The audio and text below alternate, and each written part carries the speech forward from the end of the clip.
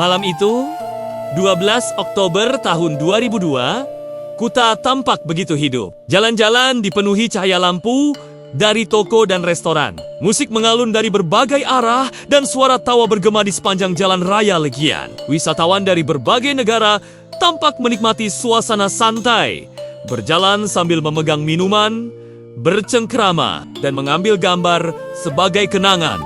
Tak seorang pun menduga bahwa malam yang begitu damai dan penuh kehangatan akan berubah menjadi salah satu malam paling kelam dalam sejarah Indonesia. Di dalam Sari Club, suasana penuh keceriaan. Musik menggetarkan lantai dansa, lampu warna-warni memantul di dinding dan wajah para pengunjung. Mereka menari, tersenyum, menikmati kebersamaan tanpa rasa curiga. Tidak jauh dari sana, Paddy's Pub juga dipenuhi tawa dan percakapan. Para pelancong saling berkenalan, berbagi cerita, dan menikmati malam di Pulau Dewata. Udara hangat Bali, aroma laut dari pantai yang tak jauh, dan cahaya bintang di langit menyatukan semuanya dalam sebuah harmoni yang sempurna. Namun, di luar keramaian itu, ada rencana gelap yang telah disusun lama. Para pelaku teror bergerak dengan langkah terukur.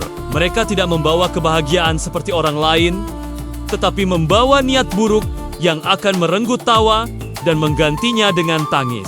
Mereka menjalankan aksinya dengan hati yang beku, tanpa memikirkan ratusan nyawa yang akan hancur karenanya. Ketika jarum jam mendekati pukul 11 malam, tiba-tiba suara dentuman keras memecah keheningan di luar Sari Club. Ledakan itu mengguncang tanah, memecahkan kaca jendela di sekitar lokasi, dan membuat orang-orang terdiam dalam kebingungan. Dalam hitungan detik, kepanikan melanda. Asap tebal membubung ke langit, api mulai menjilat bangunan, dan teriakan memenuhi udara. Orang-orang berlari keluar, tak tahu harus kemana, hanya mengikuti naluri untuk menyelamatkan diri. Tak lama kemudian, dentuman kedua terdengar. Jauh lebih besar, jauh lebih memekakan telinga. Ledakan itu menghancurkan sebagian besar bangunan dan menerbangkan puing-puing ke segala arah. Di sekelilingnya, orang-orang tersungkur dan berteriak. Sebagian mencoba bangkit dan menolong yang lain. Tetapi semuanya terjadi terlalu cepat, terlalu membingungkan. Asap dan debu menutup pandangan, membuat orang-orang terbatuk, tersengal-sengal, berusaha mencari jalan keluar di tengah kekacauan. Sirena ambulans mulai terdengar dari kejauhan, semakin lama semakin dekat. Polisi, tim medis, dan warga sekitar berlari menuju lokasi, tanpa memikirkan keselamatan diri mereka sendiri. Banyak dari mereka baru menyadari apa yang terjadi ketika melihat pemandangan memilukan di hadapan mereka. Mereka langsung bergerak, mengangkat korban, membawa mereka ke tempat aman, menenangkan yang panik, dan membantu sebisa mungkin. Saat itu, kesedihan belum sempat dirasakan, karena yang terpenting adalah menyelamatkan nyawa. Dalam beberapa jam pertama setelah ledakan, rumah sakit di seluruh Bali dipenuhi oleh korban luka. Para dokter dan perawat bekerja tanpa henti. Keringat dan air mata bercampur saat mereka berusaha menyelamatkan siapapun yang masih bernapas. Telepon rumah sakit berdering tanpa henti. Banyak keluarga mencari kabar tentang saudara, teman, atau pasangan yang belum kembali. Di koridor-koridor rumah sakit, banyak yang hanya bisa duduk diam, memegang tangan satu sama lain, menunggu kabar dengan wajah pucat dan mata sembab. Kabar tentang tragedi itu menyebar dengan cepat ke seluruh dunia. Pagi berikutnya, layar televisi di banyak negara menampilkan berita tentang Bali. Dunia terdiam, dan simpati mengalir dari berbagai penjuru. Banyak negara segera mengirimkan bantuan, baik dalam bentuk medis, dukungan psikologis, maupun bantuan logistik. Bali, yang biasanya identik dengan keindahan pantai, tarian tradisional, dan budaya yang damai, kini muncul di layar televisi sebagai tempat yang sedang menangis. Hari-hari setelah kejadian menjadi masa paling berat bagi banyak keluarga. Mereka berdatangan ke Bali, membawa harapan bahwa orang yang mereka cari masih hidup. Ada yang menunggu di depan ruang identifikasi, ada yang duduk memeluk foto orang tercinta sambil berdoa, dan ada pula yang menyeka air mata sambil mencoba tetap tegar. Setiap nama yang diumumkan menimbulkan gelombang emosi, kelegaan, atau kesedihan yang mendalam.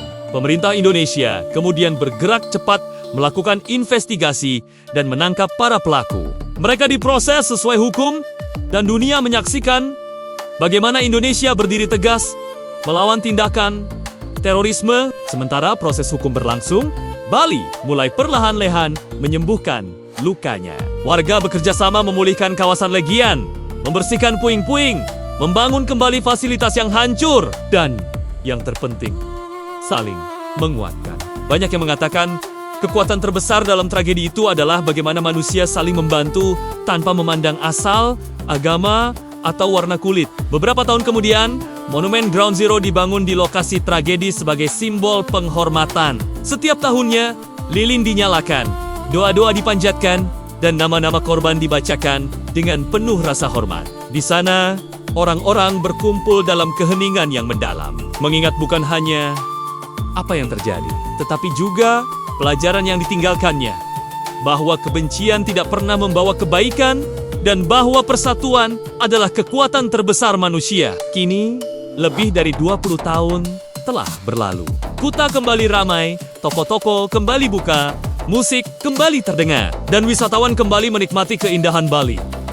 Namun, di udara Bali masih tersimpan kenangan itu. Kenangan tentang tawa yang berubah menjadi tangis, tentang kegelapan yang datang begitu cepat, dan tentang keberanian manusia yang muncul di tengah ketakutan. Bom Bali bukan hanya cerita tentang tragedi, tetapi tentang kemanusiaan.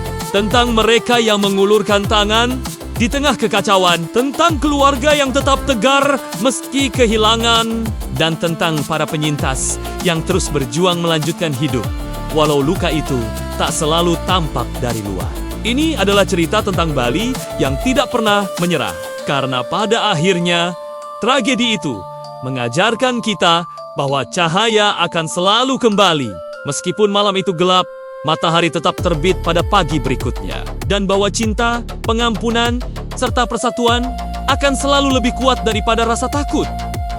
Bali berdiri kembali, dan seluruh dunia berdiri bersamanya. Terima kasih sudah menonton. Jika video ini menyentuh hati Anda, jangan lupa untuk subscribe channel ini untuk kisah-kisah inspiratif lainnya. Sampai jumpa!